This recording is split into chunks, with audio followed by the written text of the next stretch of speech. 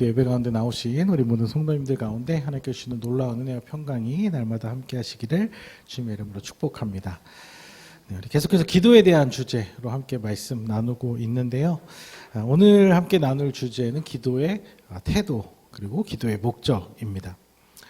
지난 시간에 나눴던 말씀을 간단하게 정리해 보면 기도는 하나님과의 인격적인 대화, 관계적인 소통이기 때문에 하나님과의 소통을 많이 하면 할수록 하나님과의 관계가 깊어지고 그 관계가 깊어지면 깊어질수록 하나님의 생각, 하나님의 마음을 더 깊이 이해할 수 있기 때문에 자연스럽게 하나님의 뜻에 따르게 되는 순종으로 이어지게 된다. 이렇게 나눴습니다.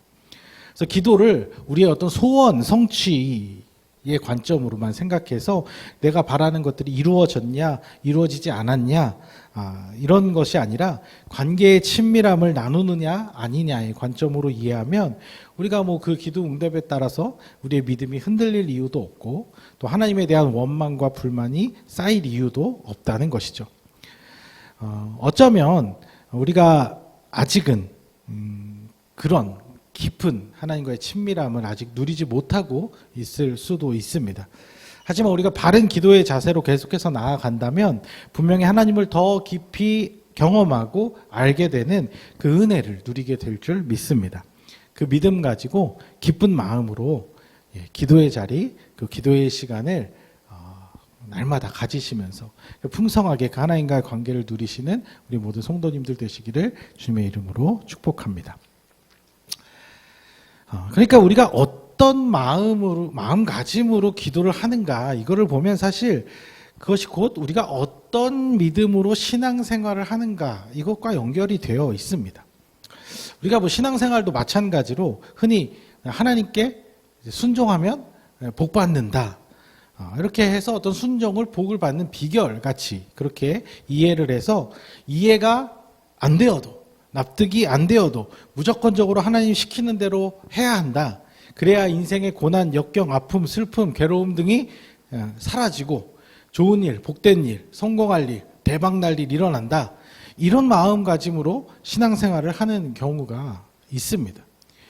그렇기 때문에 이제 자연스럽게 기도도 하나님께 무엇을 얻기 위한 기도, 점을 치듯이 어떤 정답이나 방법을 구하는 기도, 인생의 큰 성공이나 대박을 바라는 그런 기도에 머물게 된다는 것이죠. 그래서 신앙생활이라는 것도 되게 힘들고 불편한 일, 하기 싫은 것을 억지로 하는 일이라고 이해하는 경우가 있습니다. 여러분들도 혹시 그러신가요? 그렇지 않으시죠? 근데 교회를, 하나님을 만나고 하나님께 예배하고 이런 거 즐거운 것이 아니라 해야 되니까, 안 하면 또 큰일 날 것 같으니까, 그동안 해왔으니까, 이런 생각으로 그냥 억지로 하게 되는 일들이 많다는 거예요. 나는 그렇게 하기 싫은데, 기도를 했는데 마음이 하나님께서 이런 마음을 주는데 난 그렇게 하기 싫은데 하나님 그렇게 하라고 하시니까 억지로라도 어쩔 수 없이 그냥 따른다는 것이죠. 마지못해 속으로는 전적으로 동의하지 못하면서도 네, 일단 그렇게 할게요. 순종할게요. 이렇게 어떤 의무감이나 책임처럼 신앙생활을 여기는 경우가 있다는 것이죠. 근데 사실 그것은 순종이라고 말하기 어렵습니다. 그것은 정말 마지못해서 따르는 복종이라고 할 수 있고, 복종은 사실 하나님이 우리를 대하시는 인격적인 방법과는 굉장히 거리가 멉니다. 하나님께서는 우리를 강요와 압박으로 불안과 두려움, 공포로 몰아가시는 분이 아니라 자발적으로 따라오도록 이끄시는 분이십니다. 그렇게 신앙생활도 기쁨으로 자발적으로 즐겁게 하는 것이지 결코 억지로 끌려가듯이 해서는 안 된다는 것입니다. 어떤 목회자들은 복종이라도 해야 복을 받을 수 있다고 가르치거나 복종도 하나님이 자주 사용하시는 방법처럼 말하는 경우가 있는데 그것은 성경에 대한 바른 이해가 아닙니다. 근데 사실 이제 성경에 복종이라는 단어가 생각보다 굉장히 많이 나옵니다. 그런데 그 복종이라고 번역된 그 단어들의 원어를 잘 살펴보면 단순히 그것이 어떤 권위에 굴복하는 수동적인 그런 태도를 의미하는 것이 결코 아닙니다. 보통 하나님의 뜻이나 아니면 정당한 권위에 대해서 자발적으로 맞춰가는 행위를 의미합니다.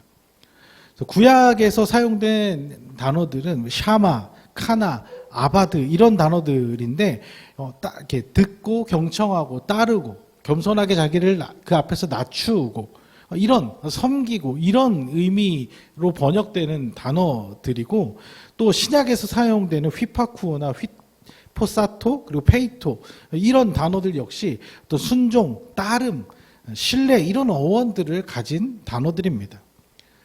근데 이제 그럼에도 불구하고 이것을 복종이라고 번역을 한 것은 아마도 이 하나님의 크고 높으심과 어떤 절대적인 권위를 더 강조하기 위해서 인간의 존재의 연약함을 더 부각하려고 그렇게 단어를 사용한 것 같아요. 하지만 결코 그 의미 자체가 우리가 생각하는 것처럼 막 속으로 딴 마음을 품으면서도 그냥 시키면 억지로 그냥 시키는 대로 하는 궁시렁궁시렁 욕하면서 겉으로는 그냥 하는 척하는 그런 태도를 의미하는 것이 아니라는 것입니다. 대표적으로 생각해 볼 수 있는 것이 사울 왕의 태도인데요.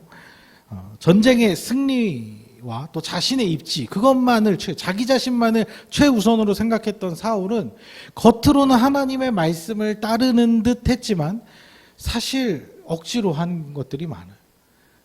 하나님의 진짜 마음에 대해서 하나님 성품과 하나님의 뜻에 대해서는 그렇게 궁금한 것이 별로 없었던 사람입니다. 그래서 그는 아말렉을 진멸하라는 그 하나님의 말씀을 대놓고 어기잖아요. 근데 그러면서 하는 얘기가 뭐냐면 이게 하나님께 제사 드리려고 이거 하나님께 다 제물로 드리려고 그렇게 한 거다라고 둘러댔습니다. 그래서 하나님 그걸 정말 기뻐하실까요? 그게 아니잖아요. 그래서 사무엘 선지자를 통해서 이렇게 말씀하셨어요. 사무엘상 15장 22절 다 같이 읽어보겠습니다. 사무엘이 이르되 여호와께서 번제와 다른 제사를 그의 목소리를 청종하는 것을 좋아하심같이 좋아하시겠나이까. 순종이 제사보다 낫고 듣는 것이 순양의 기름보다 나으니. 그러니까 이 상황을 보면 하나님께서는 제사라는 어떤 행위 자체를 기뻐하는 것이 아니라 자신의 뜻을 주의 깊게 살피고 따르는 것을 더 좋아하시는 분이라고 이해할 수 있다는 것이죠. 그래서 어떤 율법적인 의무나 종교 행위를 반듯하게 잘 행하느냐 아니냐가 중요한 것이 아니라 지금 당장 하나님이 뭘 원하시는지 그 원하시는 마음이 왜 그런지 그것에 귀를 기울이고 살피는 것을 더 좋아. 그러니까 인격적인 관계에 맺는 것을 더 좋아하시는 분이에요. 이런 태도를 우리에게 하나님께서는 요구하시는 것입니다.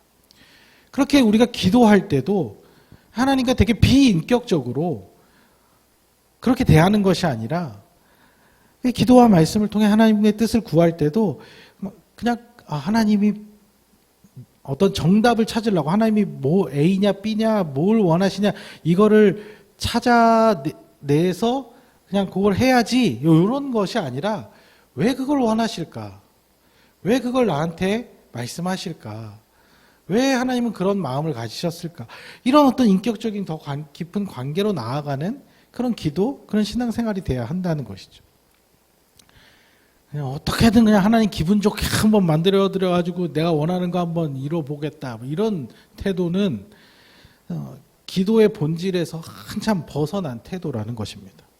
기도를 한 번 하더라도 말씀을 한 구절 읽더라도 하나님에 대해서 더 인격적으로 깊이 생각하며 관계 맺으며 하나님의 그 마음의 관심을 갖추는 자세가 필요하다는 것입니다. 그렇기 때문에 기도의 목적이 뭐냐? 기도의 1차적인 목적이 뭐냐? 그것은 하나님을 더 알고 싶은 마음인 거예요. 그런데 왜 기도하십니까? 기도에서 뭘 얻고 싶으신 것입니까? 답은 오직 하나님 한 분이어야 돼요. 여러분들 저를 만나러 오실 때 저에 대해서 더 알고 싶고 저랑 이렇게 제가 무슨 생각을 가지고 이런 인격적인 관계를 맺는 그런 만남을 할 때 서로가 좋은 관계를 유지하고 기분도 좋고 그러죠. 뭘 목사님한테 뭐 꼭 이렇게 뭐 중요한 얘기할 거 있어가지고 그럴 때 이렇게만 연락하는 그런 관계는 그 깊은 인격적인 관계로 나아가지 못한다는 거잖아요. 그래서 기도는 왜 하냐? 하나님 친해지려고, 하나님이랑 이야기 나누려고, 하나님한테 할 말이 있어서, 하나님 보고 싶어서 하나님 느끼고 싶어서, 하나님 함께 있고 싶어서. 여기가 그 출발점이 돼야 한다는 것이죠. 그렇게 하나님과의 깊고 친밀한 소통을 위해서 기도하다 보면 자연스럽게 그 관계가 깊어질 뿐만 아니라 하나님께 대해서 조금씩 더 알고 깨닫게 되고, 그렇게 알아가면 알아갈수록 제가 장담하건대 하나님이 좋아지실 거예요. 하나님이 정말 좋은 분이라는 것을 우리가 잘 안 만나봐서 잘 모르는 거지, 하나님 여러분들 깊이 만나면 만날수록 하나님 진짜 좋은 분이시구나, 그 마음으로 또 만나러 가는 거예요.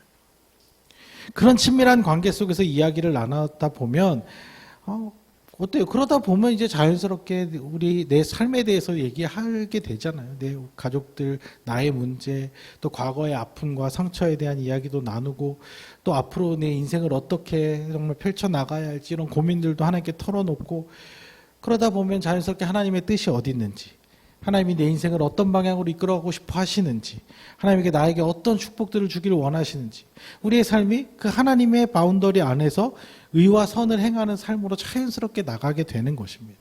그게 행복한 삶이고 그게 복된 삶이 되는 거예요.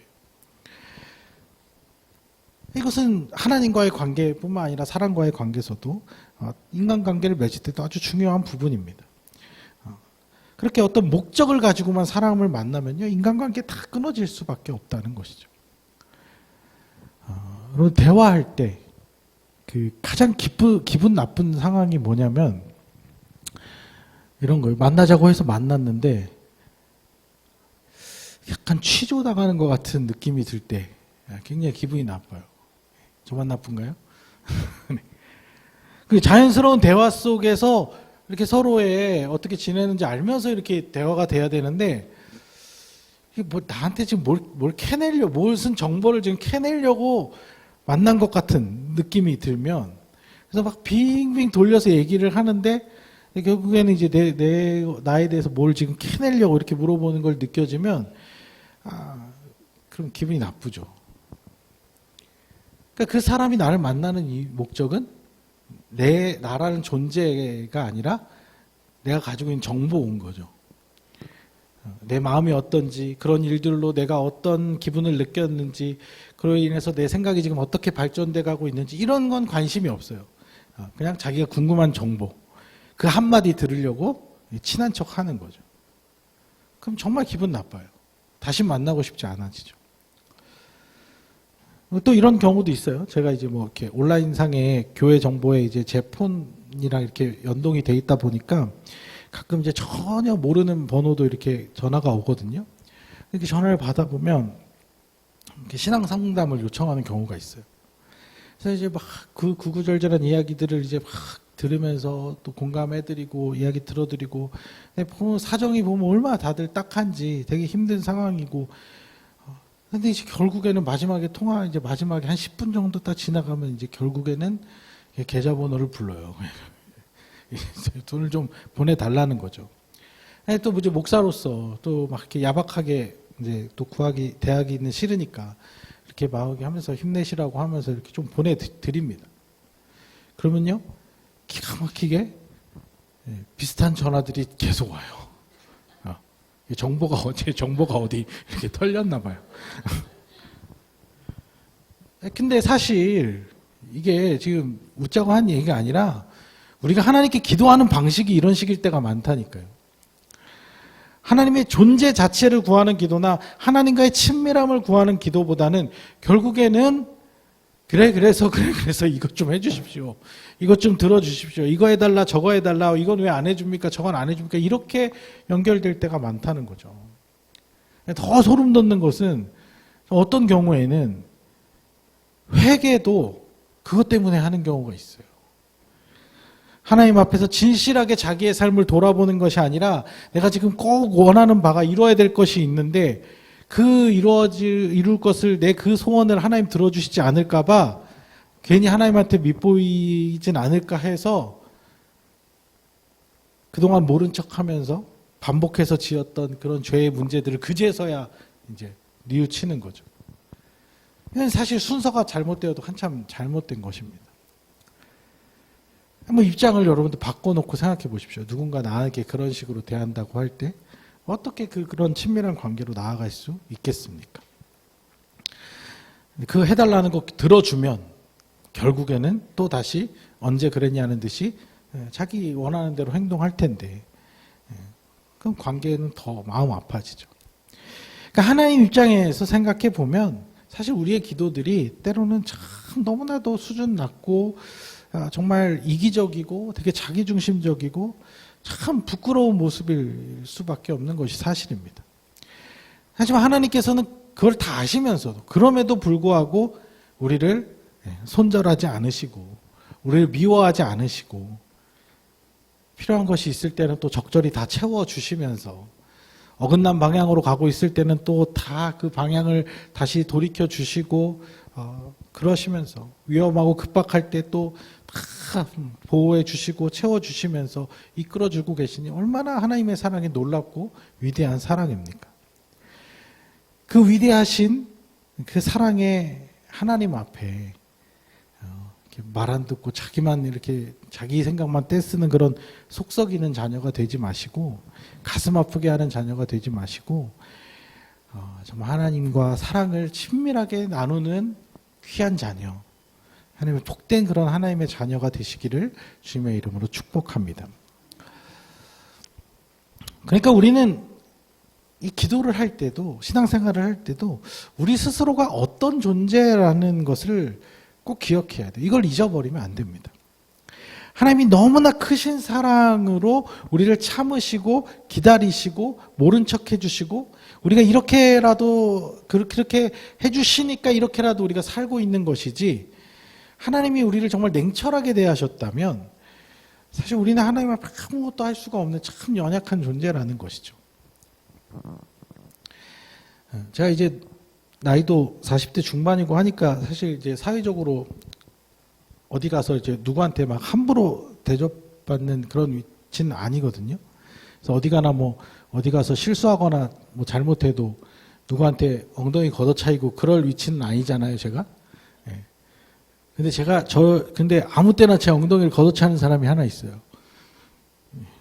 예, 우리 막내. 그냥 아빠한테 그냥 장난치는 거죠. 뜬금없이 그냥 와갖고 이렇게 툭 건드리고 갈 때가 있어요. 귀엽게 까부는 건데 그러니까 이제 다 받아줍니다. 그래서 서로 장난치고 그러죠. 근데 이렇게 그렇게 해서 장난을 치다 보면 이 아이들은요 놀다가 재밌으면 이제 흥분을 해가지고 조절이 안 될 때가 있어요. 말로든 아니면 행동이든 가끔 선을 확 넘을 때가 있어요. 그럴 때 제가 기분이 확 나빠지고 이건 좀 아닌데 정색을 딱 하고 그러면 이제 분위기 다 깨지고 이제 혼나거나 울거나 이제 그러면서 이제 끝나죠. 왜 이런 이야기를 하냐면 하나님과 우리의 관계가 서로 어떤 위치인지에 대한 분명한 인식을 바르게 가지고 있어야 한다는 거예요. 그 선을 이제 넘는 순간 잘못될 수 있습니다. 하나님께서 우리를 너무나 사랑하셔서 우리의 모든 것을 다 받아주시거든요. 그런다고 해서 우리가 하나님보다 위가 될 수 있습니까? 하나님이 우리 해달라는 거 다 해주신다고 해서 하나님이 종이 되고 우리가 주인이 될 수 있습니까? 절대 그럴 수는 없다는 것입니다. 하나님은 온 천하 만물을 창조하시고 다스리시는 능력이 많으신 유일한 신적 존재고요. 우리는 원래 죽어 마땅한 죄인, 배신자, 역적인데 하나님이 불쌍히 여겨주셔서 긍휼히 여겨주셔서 이렇게 잠깐이라도 행복을 누리면서 살 수 있는 존재라는 걸 절대 망각해서는 안 된다는 것입니다. 이 신분을 자신의 신분을 잊고 경거망동하다가 하나님 정색하시면 어쩌시려고 그래요? 하나님 더 이상 안 받아주시면 어쩌시려고 그래요? 그러면 우리는 답이 없어요. 하나님이 우리에게 관심 끄고 우리에게 더 이상 신경 안 쓰시고 그러면 우리의 삶은 그냥 그 자체로 피폐해지고 불행해지고 그냥 망하게 되는 것입니다. 에이, 하나님 그러실 리 없어. 하나님 우리 절대 안 버리셔. 맞아요. 그 말 맞아요. 그런데 우리가 하나님보다 높아진 마음으로 살아가는 건 잘못된 것이에요. 그런 높아진 마음을 갖게 되면요, 그게 발전되면 나중에 스스로 하나님을 떠나게 됩니다. 자기의 위치를 망각하고 하나님을 멀리할 수밖에 없어요. 그러면 다 끝나게 되는 것입니다. 하나님은 사랑이시죠. 하나님 사람 그 자체이시죠. 근데 그 사랑에서 우리가 떠나면 우리는 더 이상 의미 없는 존재가 되어버리고 마는 것입니다. 여러분들, 죄가 다른 것이 아닙니다. 하나님 자리에 오르는 것이 바로 죄예요. 하나님을 내 밑으로 여기고 종으로 여기고 심부름꾼으로 여기고 내 인생을 내 마음대로만, 내 바람대로만, 내 소망대로만 자기 멋대로 살아가는 것이, 그게 바로 죄인의 삶인 것입니다. 그렇게 제 멋대로 악한 길로 나아가면요, 하나님 참지 않으셔요. 오늘 본문 말씀 다시 한번 읽어보겠습니다. 스스로 속이지 말라. 하나님은 업신여김을 받지 아니하시나니 사람이 무엇으로 심든지 그대로 거두리라. 하나님은 업신여김 받지 않으시는 분이에요. 옛날 성경에는 만홀히 여김을 받지 않으신다, 이렇게 표현을 하고 있는데, 여기서 만홀히라는 뜻은 가볍게, 소홀하게 여긴다는 거예요. 그러니까 하나님은 우습게, 가볍게, 업신여기듯이 대하면요, 그 관계는 이어질 수가 없는 것입니다.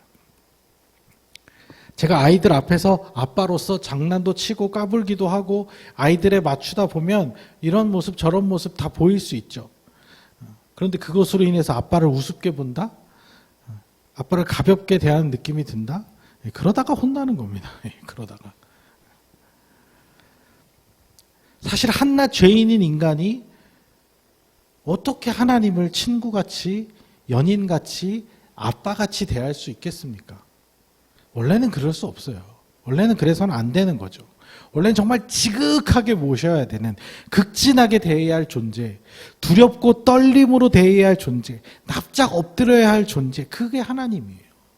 그 관계는 절대 변하지 않아요. 여러분들, 아이가 나이를 먹는다고 자기 부모보다 더 높아질 수 있나요? 자기 부모보다 어른이 될 수 있어요? 그럴 수 없잖아요. 부모가 힘이 빠지고 약해져도 부모에게 자식은 늘 아기이고 자식에게 부모는 늘 큰 존재인 것이죠. 그런데 우리가 세상에서 아무리 잘 나가고 성공하고 많은 것을 누리고 높아진다고 해도 우리가 하나님보다 높아지겠습니까? 결코 그럴 수는 없죠. 근데 이상하게 그런 위치에 가면 하나님보다 높아지는 사람들이 있어요. 사람들을 함부로 대하고 자기 멋대로 대하고 자기 중심적으로 자기가 하고 싶은 걸 다 이루려고 하는. 원래는 하나님과 우리는 도저히 가까이 할 수 없는 그런 큰 간극이 있는 그런 존재예요. 우리 하나님께 감히 나아갈 수도 없는 존재예요. 근데 그 엄청난 간극을 마치 없는 것처럼 여기시고 우리에게 다가와 주시는 분, 우리를 찾아와 주시는 분, 그분이 바로 우리 사랑의 하나님이라는 것입니다.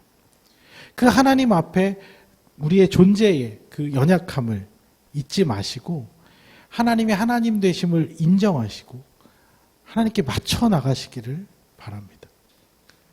겸손과 두려움과 조심스러움으로 기도하며 나아가고 신앙생활을 할 때도 하나님이 어떤 분이신가를 바르게 인식하고 나가야 된다는 것이죠. 내 중심, 내 기준이 아니라 하나님 중심, 하나님 기준으로 살아갈 때 하나님과의 인격적인 관계가 맺어질 뿐만 아니라 더 깊은 친밀감으로 이어질 수 있음을 기억하며 하나님을 더욱 사랑함으로 날마다 하나님께 나아가시는 우리 모든 성도님들의 신앙생활이 될 수 있기를 주님의 이름으로 간절히 축복합니다.